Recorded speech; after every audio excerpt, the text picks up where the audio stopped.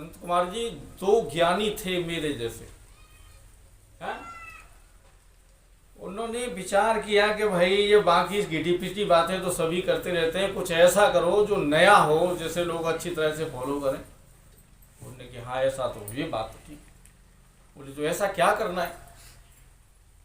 एक ने कहा कि ऐसा करो कि भगवान ने इस सृष्टि की जब रचना की तो निमित्त उपादान कारण वही तो था, और इस सारी सृष्टि में बहुत सारी गलतियां हैं, हम भगवान की गलतियों को नोट करके लोगों को दर्शाएंगे कि भगवान ने इतनी गलतियां।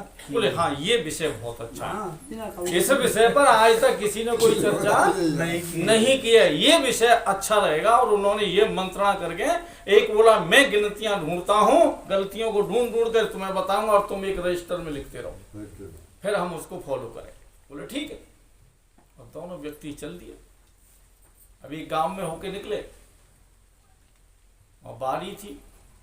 अब बारी में उन्होंने देखा कि तरबूज की बेल नाजुक सी और तरबूज इतना बड़ा। उन्हें लिखो पहली गलती, बोलो इतनी पतली सी बेल पर इतना बड़ा फल, अरे कोई छोटा फल लगाना चाहिए था। उन्हें बिल्कुल ठीक है, एक गलती, पतली सी बेल पर बड़ा सा फल लगाना ये भगवान की बहुत बड़ी गलती है। और आगे बढ़े। अच्छा ये सब है तो सब परमात्मा के, अच्छे भी परमात्मा के हैं और बुरे भी, दुष्टों को किसी दूसरे ने नहीं बनाया। देवता जब भगवान के हैं तो राक्षस भी भगवान के। ये पृथ्वी के संतुलन को बनाने के लिए उन्होंने ऐसा किया है ना। अब और आगे बढ़े तो एक बाग मिल गया, और बाग में जाकर के उन्होंने थोड़ा छाया ले लो, विश्राम कर लो। और विश्राम के लिए अब थोड़ा सा आराम किया तो नजर ऊपर को गई, आम का पेड़ ऊपर से इतनी शियमिया बड़ा सा दो दूसरी गलती, इतना बड़ा पेड़ और ऐसा सा फल। और देखो वो बड़ा फल इसमें होना चाहिए था, हाँ? और ये फल उस बेल पर होना चाहिए। लिखो दूसरी गलती। अब दूसरी गलती लिखने के लिए तैयार हुए। उन्होंने लिखा है भगवान ने दूसरी गलती की, विशाल वृक्ष पे एक छोटा सा फल लगाया। तब तक भगवान को कुछ याद आई, उन्हें कुछ इसको मार्ग दिखा दूं। और जब उन्होंने मार्ग दिखाने का विचार किया तो थोड़ी सी हवा आई तेज, और तेज हवा में जैसे ही पेड़ में लगलगी लगी ना, तो उसमें से कच्चा आम, और कच्चा आम तो तुम जानते हो एकदम पत्थर, और आकर के कहाँ लगा, नाक में, है ना।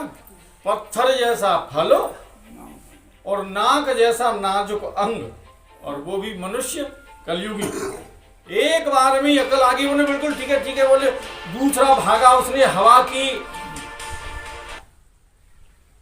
दूसरे ने जब उसकी हवा की कॉपी से, उन्हें ये तो बहुत गजब हो गया। बोले गजब फजब तो बाद की बात, पहले वो दोनों गलतियां काट ये सही करो, है ना। उन्हें पहले वो दोनों गलतियां काट। अगर वो पर्वत जैसा फल अगर इस पे होता तो खेल ही खत्म हो जाता। भगवान ने बहुत अच्छा किया कि छोटा सा फल इस पे लगा, है ना। तो हमको आनंद स्वामी कहते हैं ज्ञान ना कभी किसी को हुआ है और न ज्ञान कभी किसी को होगा। क्यों नहीं होगा? अखंडानंद जी कहते हैं ज्ञान तो तेरा अपना आपा है, अपना स्वरूप है। होता तो वह है जो पहले से नहीं होता। जब तू अपने आप को कभी अभाव में सिद्ध कर ही नहीं सकता कि मैं नहीं हूं। ज्ञान तो सबको है, लेकिन आपका ज्ञान, आपका स्वरूप सो रहा है। और जिसने जितनी साधना की, जितना उसने उस ज्ञान को जगा लिया है, उतना ही बड़ा वो ज्ञानी कहा जाने लगा है। तो ज्ञान के लिए अलग से कुछ भी नहीं करना, सिर्फ हमें उसकी शरणागत होना है। उसकी हमें शरणागत, नट सेवकैन व्यापय माया। मदारी आता है गांव के अंदर, मदारी आकर के जो है उसके साथ में एक छोटा सा बच्चा होता है जिसे उसका जबूरा कहते हैं। और जबूरे को जब वो एक मुट्ठी चना दे देता है कि जब तक तू मैं खेल की भूमिका बना रहा हूं तब तक तू चना चल। और वो जब छुरी निकाल करके रखता है और छुरी से जब पत्थर पर पहना करके ऐसे करता है कि अब देखो मैं आपको खेल दिखाने वाला हूं, इस छुरी से इस जबूरे की नार काटूंगा। तो जिसकी नार काटी जानी है उस पर कोई फर्क नहीं पड़ता, लिखेगा घबरा भाई जिसकी नार कटने वाली है, जिस जमूरे को काटने के लिए वो तैयार है, छुरी पहना रहा है, उस जमूरे पे कोई फर्क नहीं पड़ता, वो तो चना चब रहा है। लेकिन जो देखने वाले हैं वो इतने भयभीत हो जाते हैं, देख भैया ऐसा मत कर, चल तू पैसा ले चल, अबे ले ले पहली ले ले, लेकिन ये खून खून खराबा मत कर, ये खेल हमें पसंद है ना। तो जैसे हम उस नट के जमूरे की भांत उस परम ब्रह्म परमात्मा जो सारे विश्व को कठपुतली नचाने वाले की भांत नचा रहा, खेल खेल रहा, उसकी शरण में जब हम पहुंच जाएंगे फिर हमें ये जगत की माया बिल्कुल नहीं व्यापेगी। तो उसकी शरण में जाना, उसकी शरण में जाना ही भक्ति है, और उसमें दृढ़ हो जाना ही ज्ञान है। कोई जाना आना नहीं है, केवल उसमें दृढ़ हो जाना ही ज्ञान है। एक सूरदास जी का मुझे पद याद आ रहा है, हाँ वैसे गा देता हूँ, वैसे गा देता हूँ। तजोरे माना हरि विमुखन संग। सूरदास जी किससे कह रहे? किसी और से नहीं कह रहे, दुनिया वालों से नहीं कह रहे, अपने शिष्यों से नहीं कह रहे, गुरुओं से नहीं कह रहे, वो किससे कह रहे? अपने से भी नहीं कह रहे, अपने मन से कह रहे, अपने से भी नहीं कह रहे, किससे कह रहे? अपने मन से कह रहे। क्यों कह रहे भाई? मन से ही क्यों कह रहे भाई? मन से ही क्यों कहा उन्होंने?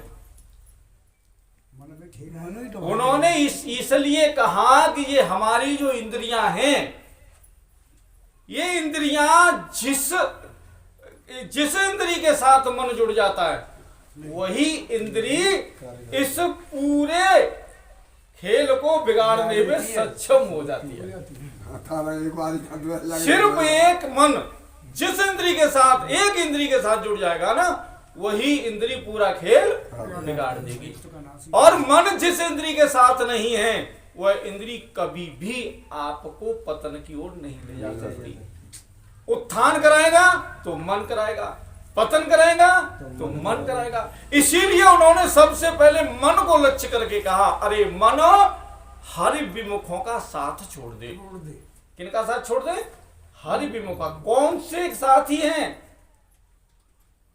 5 ज्ञानेंद्री और 5 कर्म इंद्री।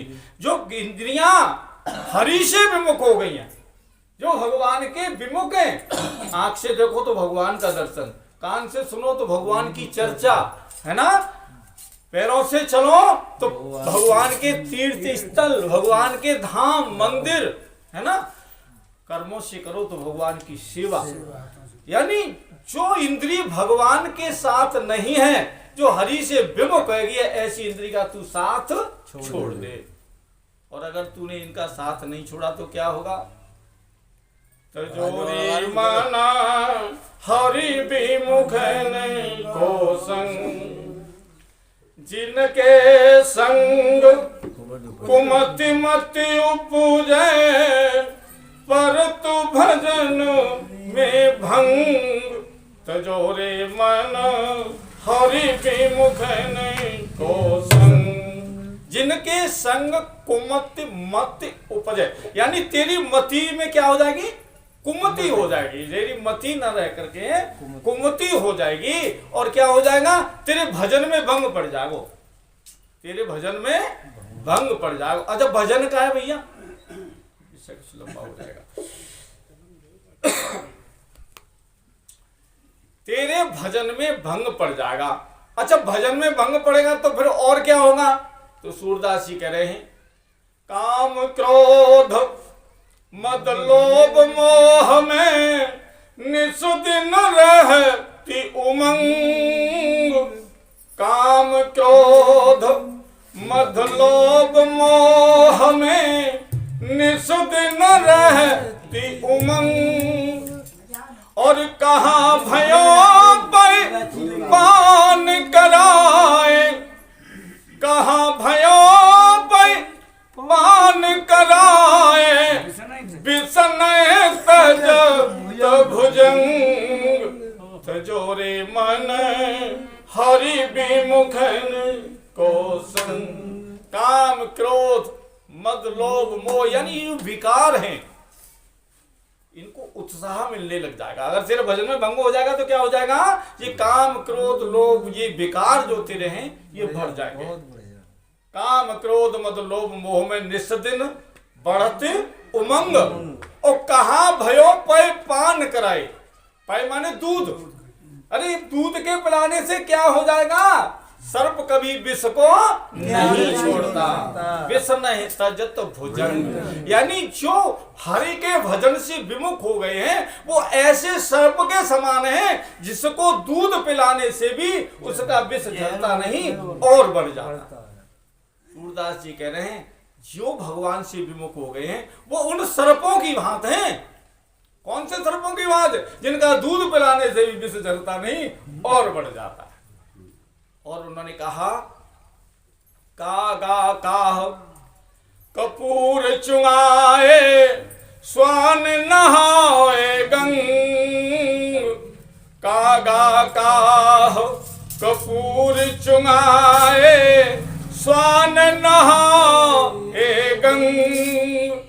और खर को कहा अलग जाले बन, खर को कहा अरग जाले पनु मरकट भूषण अंग। तजोरी मन हरि विमुखनि को संग। कौवे को देखा है ना, कितनी प्यारी भाषा होती है ना, कितनी प्यारी भाषा बोलता है वो कौवा। बढ़िया कागा काको धन हरे कोयल काको। सूरदास जी कह रहे हैं कौवों को अगर तू कपूर चुमाएगा तो कोई लाभ नहीं होने वाला। यानी जैसे फटे बांस की तरह से टाई टाई करे जैसे हम कर रहे हो। कौवे को कपूर चुमाने से कोई फायदा। कौवा क्या है, दुष्ट। दुष्टों को अगर आप मीठी चुपड़ी बातें भी सुनाना चाह रहे हो तो उन पर कोई फर्क पड़ने वाला नहीं। और गधे पे अगर चंदन लेप दो जाए, हाँ हाँ हाँ, तो फिर गैया की तरह तो पूजा है वो नहीं होगी ना। तो वो कह रहे हैं जैसे गधे पर चंदन लेप करने से कोई लाभ नहीं होने वाला, ऐसे ही मूर्खों की प्रशंसा से भी कोई लाभ नहीं होने वाला है। खर को कहा अर्गजा लेपन और मरकट भूषण अंग। हाँ, बंदर को बड़े बड़े सुंदर आभूषण पहनाए दे जाए, है ना, फिर देखो कितनी जोर से प्रसन्न हो वो। एक सेकंड नहीं लगी तो जल लगते तो बल लगते तो सर में फेंक दे, है ना। यही स्थिति दुष्ट की है। कौन सा दुष्ट, जो भगवान से विमुख हो गया, हर क्षण उसके विरोध में रहता है, उसे असलियत को पता नहीं और अपनी से बाज आता नहीं। ऐसी स्थिति में सूरदास जी कहते हैं कोई लाभ होने वाला नहीं। उसकी स्थिति कैसी है, सूरदास जी ने अगले बंद में कहा पाहन पतित बाढ़ नहीं बेदत। पाहन पतित बाढ़ नहीं बेदत खाली जात निसंग। पाहन पतित बाढ़ नहीं बेदत खाली जात निसंग। और सूरदास कारी का मरी पे, सूरदास कारी का मरी पे चढ़े न दूसर रंग। तजोरी मन हरि विमुख को संग। पाहन पथित बाढ़ नहीं बेदत। पत्थर कितना कठोर होता है ना, बहुत कठोर होता है, और उस पर अगर बाढ़ भी चलाया जाए तो कोई प्रभाव नहीं पड़ता, बाढ़ की भी धारा मुड़ सकती है ना। तो सूरदास जी कह रहे हैं वो तो इतना पत्थर हिया हो गया उसका, उस पर तुम अपनी भक्ति के बाण ज्ञान के बाण खूब छोड़ो, कोई फर्क ना पड़ रहा, कोई फर्क नहीं पड़। वो तो बिल्कुल इतना पतित हो चुका है उस पर किसी बाण का प्रभाव होने वाला नहीं है। पाहन पतित बाण नहीं बेत खाली जात निसंग। यानी बात का संग ना है, वो अपना अकेला ही खड़ा रहेगा, उसे किसी के साथ की आवश्यकता नहीं। वो अपना जो कहेगा ताइए कहते रहेगा, जहां जो भरी गई कहा आगे उसे ही कहेगा। सूरदास कारी कामर पे चढ़े दूसरों। सूरदास जी कहते हैं ये कारी कामर है ना, जहाँ पे कबू दूसरो रंग चढ़ना चढ़ ना सकत।